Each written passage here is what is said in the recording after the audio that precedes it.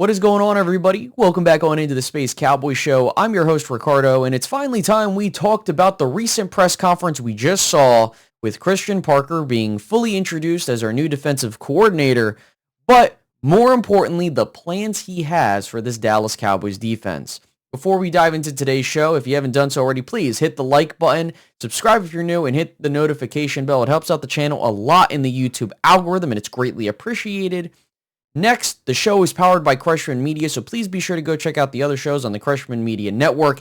And finally, have to give a huge shout out to our two new channel members, and Doomsday Disciple and your boy Mike 7.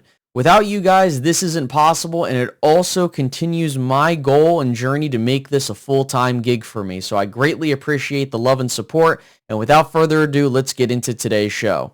Now, early on in the press conference, we heard from Christian Parker talking about what type of defense he is going to be running here in Dallas under his leadership. So the base of the defense is going to be 3-4 by nature, but we will see elements of the 4-3 and a 4-2-5 nickel built into the defense through particular schemes and disguises. I absolutely love what I'm hearing from Christian Parker. I have said for the longest time that the Dallas Cowboys have needed to switch back to the 3-4, and we have seen it succeed here in Dallas. It's been a decade plus since we've seen the 3-4 actually built and utilized here, and ever since we tried to switch to the 4-3, or have had the 4-3 base implemented here, it hasn't been successful. We've had issues with stopping the run, we've had issues with generating pass rush, and many other defensive woes that have been matriculating throughout the seasons. And now going back to a 3-4, and it's not the fact that you're just switching to the 3-4 that's going to make things better. It's getting a guy that knows what he's talking about, and more importantly, comes from a defensive coaching tree that has seen championship level success, and more importantly, success at stopping very high-powered offenses. And I'm talking about the Vic Fangio tree. Christian Parker, I believe, is going to be a hot commodity come the next 2 to 3 seasons to be a young head coach. He's the youngest defensive coordinator that the Dallas Cowboys have ever had. And more importantly, getting a guy that is bringing in his own personnel. As we've seen, all of the coaches that have been brought in by the Dallas Cowboys to be hired under his staff are his choosing. So if you manage to be in a situation where he leaves to go get a head coaching opportunity, you can promote someone from within that is from that same lineage and tree as Vic Fangio that Christian Parker came from, and is going to continue what he's built on. And now with the seeds being planted for future defensive coordinators being built here in Dallas, when Christian Parker goes and gets a new head coaching position at some point down the road, you're going to have a guy that's able to stay here and continue what Christian Parker built on. And that is the type of coaching tree that we want to see here in Dallas, and what we've been missing for quite some time.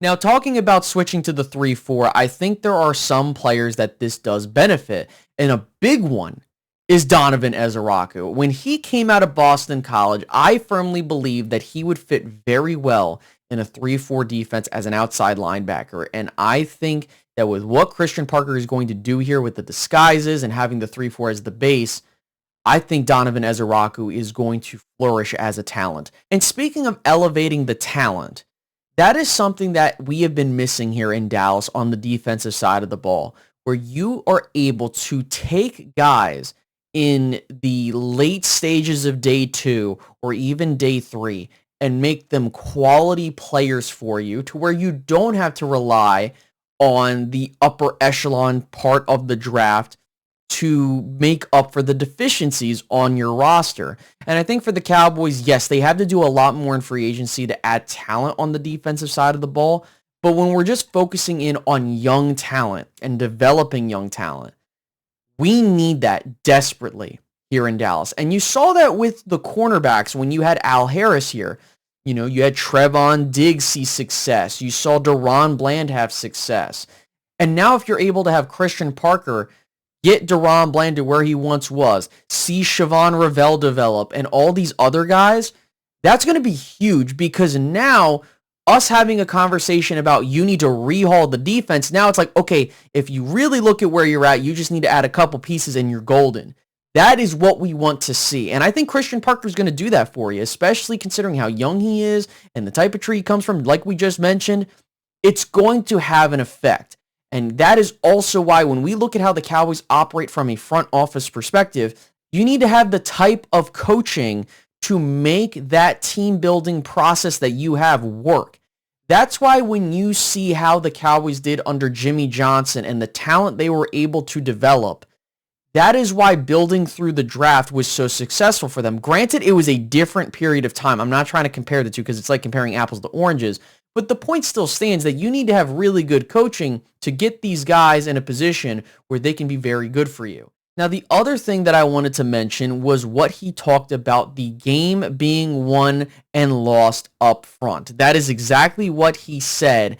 And I think that is what we want to see on the defensive side of the ball, a physical nature and, more importantly, a tough unit in the front seven and specifically the front four where you are able to control the line of scrimmage. That is one of the primary principles of Marty Ball. And if Brian Schottenheimer is trying to do what his dad did here in Dallas, that is going to be very key. And that is something where we're seeing the Cowboys try to prioritize that. You saw when they made the trade to get Kenny Clark here and the 2 first-round picks by trading away Micah Parsons. You get a guy like Kenny Clark. Then you go out and get a guy like Quinnen Williams. Now your defensive tackle room is already better than where it was.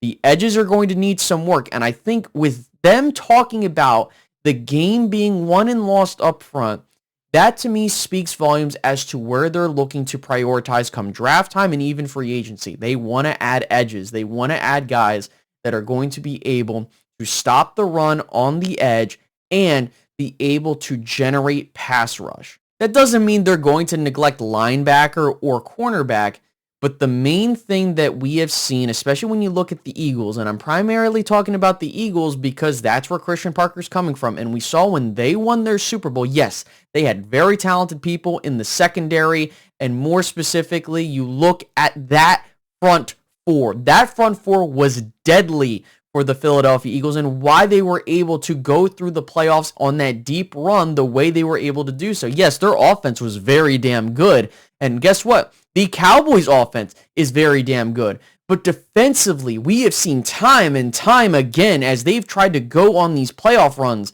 where you are unable to stop the run and control the line of scrimmage. And that's what you need to do when you're going up against this higher-end talent deep into the postseason. Look at what Seattle was able to do. Look at what New England was able to do. Look at what all these teams that are able to get to the Final Four are able to do. And the Cowboys haven't been able to do that. And I think now that you have a coaching staff in place that feels like it is built properly by Brian Schottenheimer with no interference from the Joneses, I think now the pressure is on Brian Schottenheimer to get this ship on the right track and avoid that iceberg that we typically see, right? We see that the Cowboys are building something.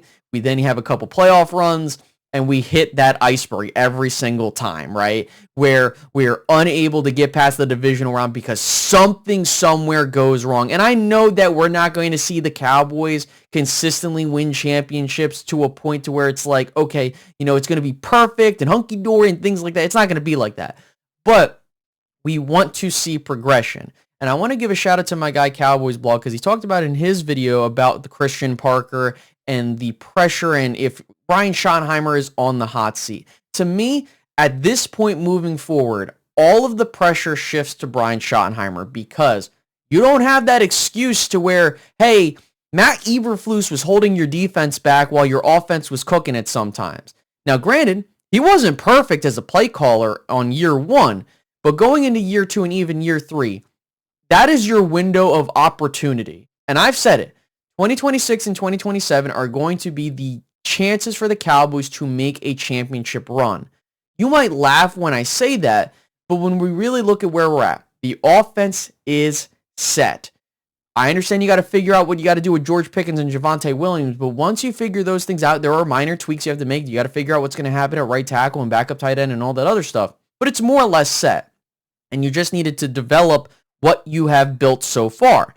Defensively, you just needed to get the right guy in the room, and then you have to build on what you currently have. I don't think the Cowboys defensively need to do a whole lot when you look at the front four. I mean, really, you just need to add another pass rusher or two. And the linebacker room, you definitely need to add some players, and you can even say the same for the secondary. You can say that for any position. But I think the main thing that I'm trying to say here is that you don't need to heavily focus on one position or the other. I think that if you can get solid talent at those levels of the defense, you're set. And I think that that's where I'm trying to focus in on, is that you don't need all pros all across your defense. That'd be great. But you need to have those other guys step up, and we haven't seen that in years past. Now, going back to the conversation point of the pressure shifting to Brian Schottenheimer, he absolutely needs to take this team to the playoffs in year 2. And then at minimum year 3, we need to see an NFC title appearance. I don't care if you think my expectations are super lofty. At the end of the day, guys, the standard here in Dallas is winning a championship. And I'm not going to be satisfied with a Final Four finish. None of us should be satisfied with that. But the thing that we have lacked is a deep playoff run from any of the coaching staffs that have been assembled for the past 30 years. And I think for Brian Schottenheimer, he is not going to be exempt from that. You know, the first year, that's one thing. But going into years 2 and 3 of building a program, if we don't see that jump, or we don't see the results changing to where, okay, we're able to win these games, stack wins, get to the postseason where we have favorable seeding, and you're able to win several games, that's going to be a problem. In fact, we haven't managed to build a program that has won the NFC East back-to-back years since the 1990s. So that's something I think they need to work on, is you need to be in a position where your team can get into the playoffs, have a home playoff game, because that increases your chances of winning a championship. But moving forward, we need to see this Dallas Cowboys team hunker down, get this roster in a position where we have the talent on both sides of the ball. Offense, you're good. Defense, just throw some guys back there. And I think you might have a shot next season to win the NFC East. And then as a matter of where you're at and how these other teams are looking, I think you might be able to make a run. Now, again, are the Cowboys on the right track? I would say yes. Some positive things for you guys. I think that the Cowboys are currently on the right track as of this recording and video. But at the same time, we still have the offseason to see. We still have to see what they do in the draft and, you know, what happens from there. That's going to be huge. But my main takeaway from this press conference is that we are moving in the right direction defensively. I think it's going to speak volumes for what we have to do to build this up to become a fantastic football program. And we'll just go from there, guys. So with that being said, I hope you enjoyed today's video. If you haven't done so already, please hit the like button, subscribe if you're new, and hit the notification bell. If you want to support the channel, I'd be greatly appreciated by hitting that join button and becoming a channel member today so I can try to make this my full-time gig. That'd be awesome. But with that, I hope you guys enjoyed this video, and I will see you guys in the next one. Have a good one, guys. Goodbye.